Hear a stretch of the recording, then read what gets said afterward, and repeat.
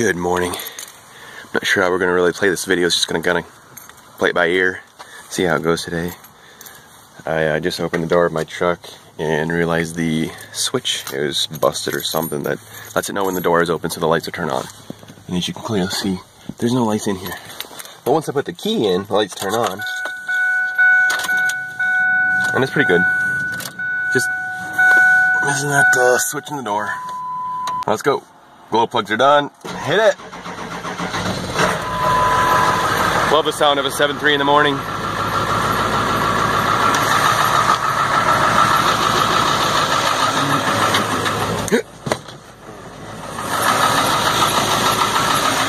Check out what I got. It's not a new tool. New to me. It's been out for a couple years. This is the subcompact M12 bandsaw.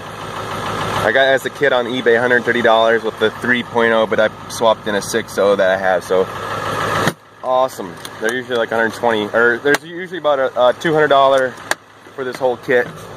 So I was pretty excited to find that. Hope you all have a wonderful Monday. I'm doing the usual thing, you know, plumbing. I think I'm gonna get a few things finalized at this one job we've been working at.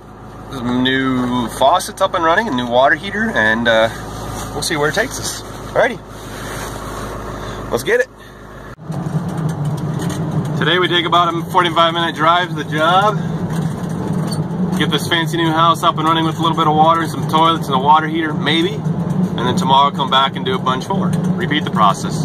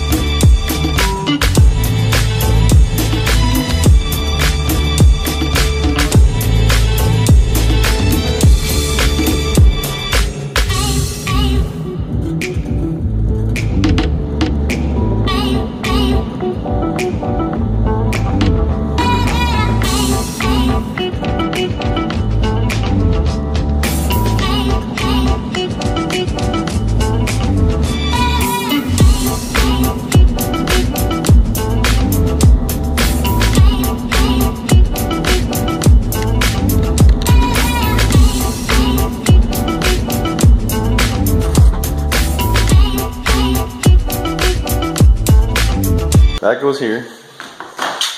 Shower, I think, is ready for the trim out. There you are? There you are. I don't see, I'm sure. And don't ask me about the dishwasher, I have no idea. Yep. Yep. Wait, what's that? No, washer, dryer, dishwasher. It's right here. Dishwasher we can do. So this morning at my work, we have a meeting about ladder safety and what to do, what not to do, what to use, what we can't. And I think this is the general contractor's 6-foot step ladder.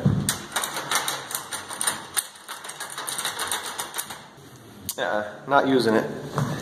You know why? Because I don't have to. That's why. I've fallen off a 12-footer before. This is obviously the least of my concerns, but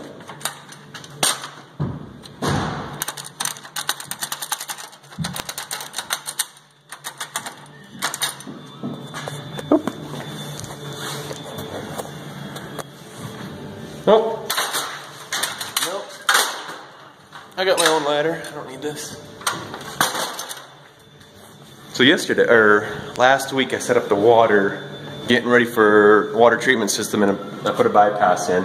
So our tanks will sit here, and then the supply will come back out of the tanks, the filtration tanks here, and out to the rest of the house, and the water heater will sit somewhere over here. And we're not leaking. Let's see, we got pressure on the system, so that's good. coming in from the well pump, obviously, because we got an expansion tank, pressure tank.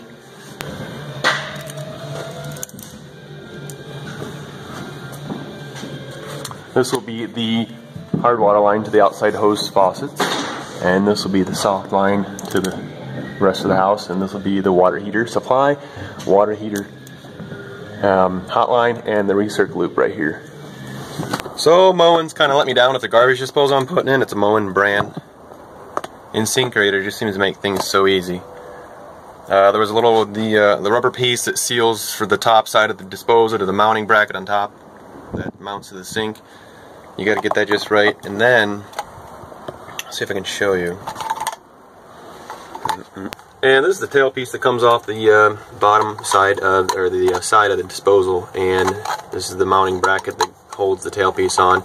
There's a rubber gasket that sits between this flange here and the garbage disposal itself, and you're supposed to bolt this onto it, and it's going to hold it.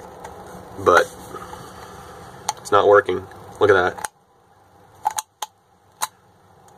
I should not be able to do that. Well, I think this will work as a solution. I have another type of gasket here that goes on a tailpiece for a disposal, and it's got a little lip in there that fits on this shoulder. And I'm going to put this in here, and I'm hoping this will work, because it's definitely not working as it is from Moen just by itself. Okay, that fits on there, and that should be a lot better, and seal it off, and obviously would check it real good when we got water running through it. But this is definitely night and day better than what Moen sent with their garbage disposals.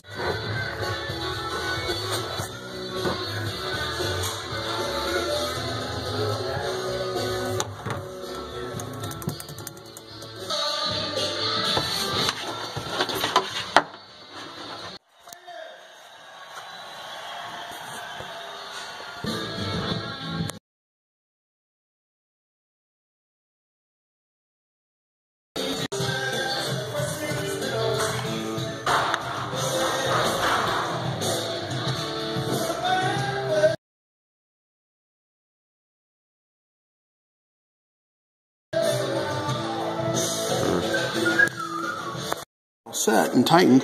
Then you take these and put over top of that, and then re-clip the seat back on. Flop in here. So, and you can't hardly get to. You got to get it just right so you can get the Allen that they give you on it to tighten it down with. Okay. Go figure. See, this has got to. What is that? You got to put these on the sides. Caps, yeah, decorative caps. Mm-hmm. What is this? American Standard Cadet 3 flow-wise? Yeah.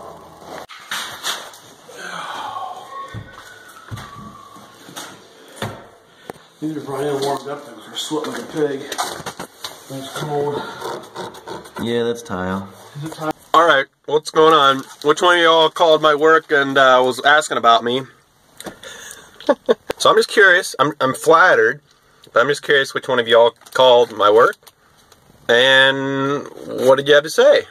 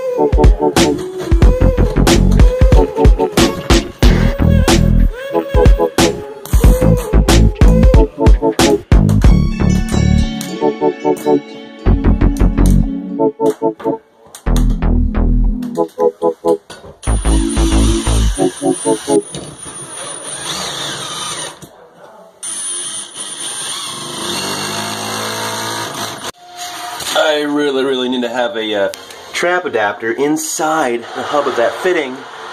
So I'm gonna have to chew this piece of pipe out of there. I wish it wasn't glued in there, but things happen. Inside pipe cutter.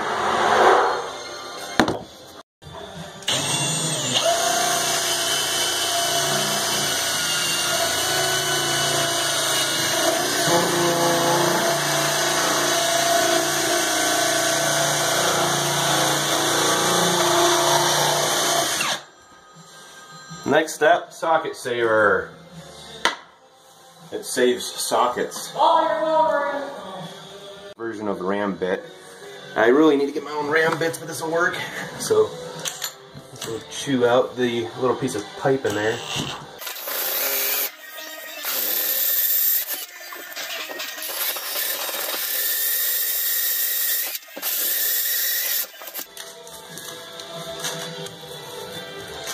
It's a little warm here.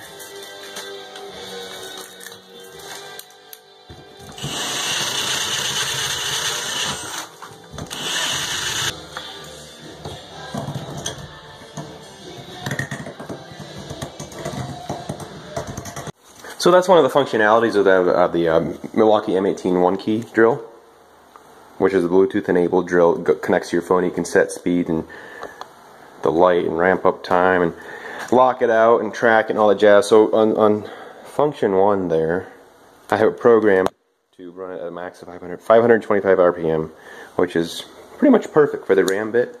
Or actually this is actually a socket saver bit.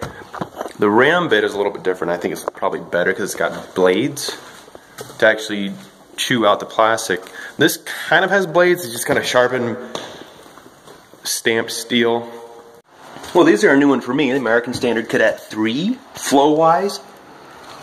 And hidden fasteners, and they got a little cap. I could have cap to go in here, and that's how you get in there and tighten the Johnny bolts.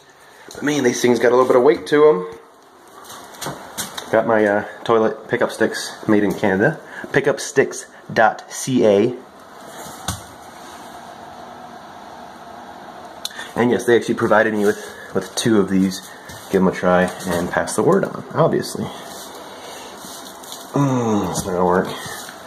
The center of gravity is like back here.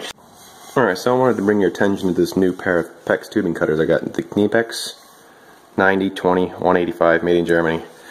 Pretty nice, just not all what I thought they were going to be. Got a nice pointy edge, sharp, you know, real nice thin blade so it cuts through without any resistance. But being a Kniepex product, I was hoping that it would be more than this. For example, it's got a spring load, but it doesn't open all the way by itself. See that? Alright, I'm nitpicking, but I would expect more from this brand. Okay, so just recently right now is... Man, is my lens fogged up or something? Just recently, I noticed something felt funny when I cut through a piece of pipe just now. And I see what happened is that this blade got cocked off to the side just a little bit. Because it's flexible enough, it can move. And has cut this piece of plastic right here, and it shouldn't be cut like that. Right in there.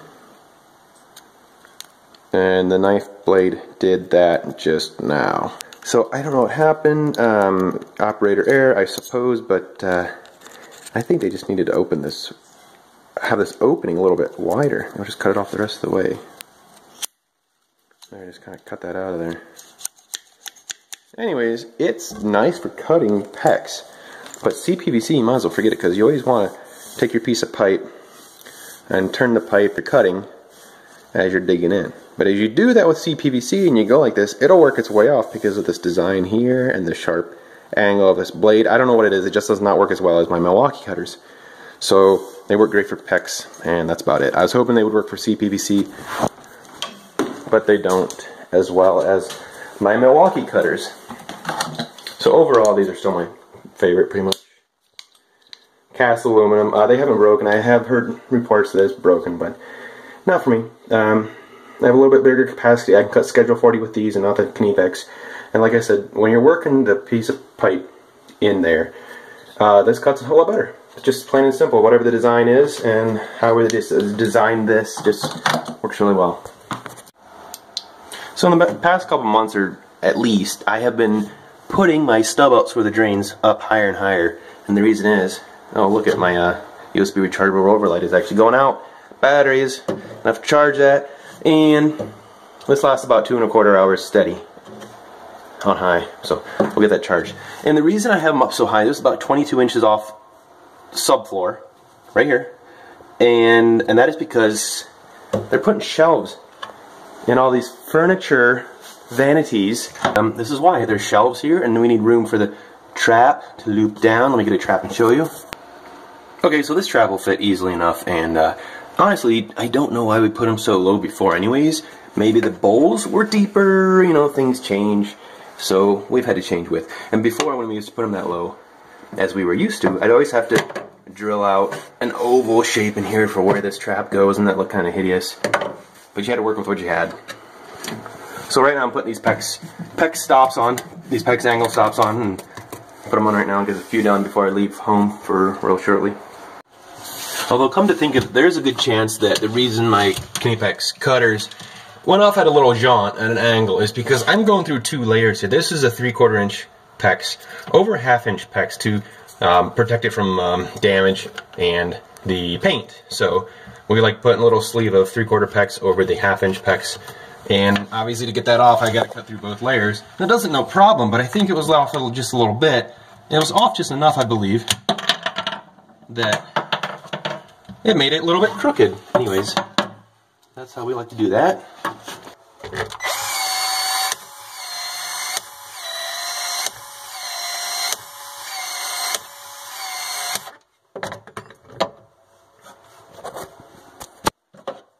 Alright, so maybe you're wondering why I bring the PEX pipe out to the surface like this, out to the outside.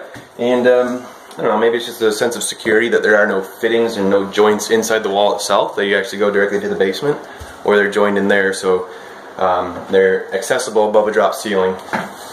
And that way, yeah, there's no joints in there. And honestly, the only reason why I still bring these copper stub outs here, and they're actually joined to PEX right inside the wall, really is simply because the plumbing that's been here for years has always done it that way, and I've just kind of followed suit, never really thought about doing it any way differently. But honestly, it's simple enough to actually just bring PEX out and put a compression water stop with a Delrin plastic compression ring and a stainless steel insert stiffener. So I'm going to maybe think about doing that on the next builds we got, so that way, again, there are no joints inside the wall, which is possibly save about a bunch of headache down in the future, you know? So we're going to try that. Here's my 4-inch pipe coming up through the floor. So tomorrow I'm going to bring a couple water closet flanges that actually go inside this pipe. So when I'm gluing in this pipe, I don't have to try to get in between this, a 3-inch pipe and the subfloor. It'll be nice and clean, keep it in here, set it down, and then screw it to the floor. And this is actually not real tile. It uses grout, but it's like a laminate plastic looking tile, so that's pretty cool. It's easier to use, work with, and probably warmer on the feet in the winter. So that's always a plus. Now I leave this place and go get my son at preschool, which means I gotta go back to our office and swap out trucks. The service van for the pickup. And you know what? Ooh, that's not cool because I'm actually on call, which means I have to take my son to his grandparents and see if they can look after him if I gotta go anywhere. Chances are it's super mild weather. It's like ridiculous for the beginning of December, so I have my fingers crossed that nothing's gonna happen, but you never know. So here's some random thoughts. I don't know how many of these will make it on the video, but I guess what it comes down to is why these videos? Why am I putting myself through this trouble making videos for my trade, which is plumbing, and then some HVAC mixed in there? And you know, I've thought of that myself, like, why am I doing this? And it's because it's kind of a long story. I mean, so I'm a master licensed plumber according to the state of Ohio, which now that I look around and see what's involved in other places, it's pretty lame. I'll just say it right now, I think Ohio's licensing program is kind of lame. Honestly, it was just super simple. There's no dedicated program put into place like an apprenticeship like you have at the unions or honestly in other states and other countries. So what I had to do was provide paperwork for the past 5 consecutive years that I worked for a contractor who was a licensed plumber or employed a licensed plumber. So that was W-2s, tax forms, and all that good stuff. And I also had to provide 5 past consecutive years permits that we pooled to work on jobs, and that was it. And you send your money in, and you send those paperwork in, and then they okay you to get a background check with fingerprints. And honestly, that's all there is involved. They don't count up your hours. You're not required to have a, what do I want to call it, like a formal process. There's no formal process, and I wish there was, because I was put into the field wet behind the ears, just told, here's how to do it, just go and do it and figure it out on your own, kind of sort of thing. And I mean, being as independent as I am, I mean, I felt like at the time that it was cool, it was good, and that's all there was to it. No, that's not. There's just so much underlying stuff that is never covered in a place like I'm involved with. And what I really wish would have happened is that we actually had a formal plan in place where I would have been with the older plumber here for as often as I could, that we could double team. I mean, I did a little bit, but it wasn't much. It honestly was pretty bad. Now that I look back at it, it was pretty lame. So I can't really blame Ohio. I can't really blame my employer. That's just kind of how it was, and I just wish that could have been taken care of then. And I just hope for somebody else looking at these videos, they can learn a couple things here and there, and not have to go through the same struggles that I did in finding out later that I should have done it like this, or well, it looks like garbage, or it didn't turn out, and we have problems. And I think a lot of that could have been avoided had I had like a formal plan in place, like I said, like I would have followed and been with this other plumber who I was using his license under. So, I mean, that's kind of a rant, And if my boss sees this, okay, then he does, and that's just kind of how I see it now, looking back. So if you're wondering about an apprenticeship and you think it's going to be a couple years in the making, start now, because looking back, the time flies too fast. You're just going to have to do it and put in the hours, or put in the years, or whatever program you're with, or whatever jurisdiction you're in that requires you so many hours, so many years, or whatever. The only difference between a journeyman and a master plumber here in the state of Ohio is the business test you take. Journeyman or masters, you have to take 5 years, consecutive years. And a master simply takes an extra business and law course where at that point he can do certain legal stuff that a journeyman cannot. So that's it. And it doesn't make much sense when a journeyman shouldn't have to go through this as many number of years if the master license gives them that much more ability. And a lot of other places, a journeyman is just 4 years or however many thousand of hours. And then if you want to get your master's license, you have to go another year or however many more hours, which makes so much more sense. And you have to log it and prove it and have your employer sign off or whatever, yada yada. It's actually a formal program, which makes so much more sense. I just wish I could have gone through that. I didn't know. I had no idea. I had just kind of following along with what the other guys were doing here at the shop. And if you can get in a union environment where they have that program in place, do it. And you actually get the details, you actually get the formal training, you get what really needs to happen to make a good product, a good service that you can provide and be happy about. Now that I look back on what I did, there's some of the things that I did that I thought was okay, and now looking back, no, they're not okay. One of our guys that's no longer with us, he is with us for a short period of time, he should have really had someone with him as often as possible, because on one occasion he was talking to me about setting the toilet. So he sets the toilet and it wiggles a little bit. He takes it off and puts shims under it, and he puts it back on without using a brand new wax seal. Now granted, there's foam seals that you can use and they're reusable, but we don't use them. Maybe we could get into them later. Regardless, and it leaks. This toilet leaks. Well, he didn't know, and he thought he knew, and if he had been along with one of the plumbers that knew what they're doing, and he really should have been, shown the ropes, right? It's not about just explanation. You can't just learn everything off YouTube. I can't tell you everything there is to know. Okay, I can explain how to do it and kind of show it by video, but until you actually get to see it firsthand, you're losing out on a lot of experience and knowledge, which you gain tenfold by actually being there physically in person with somebody that knows what they're doing. Now, I did get some good experience with the other guys, with the other plumber that was here, but it was bare minimum. I wanted to know more, but I was never explained more. You know, I had to ask everything. Nothing was given to me, you know, nothing was told to me, like the steps to do and what not to do. There was a few things, but I had to ask like every single thing. Can I do this thing? Can I do that thing? Because I didn't know. And nothing was really explained to me. There was no formal thing in place. You get what I'm saying? I get what I'm saying, but if you haven't been through my situation, then you're not really sure what's going on in my head. I know, I get that. But basically what it comes down to is I was put in this field thinking I knew kind of what I was doing. Looking back, I realized there was no way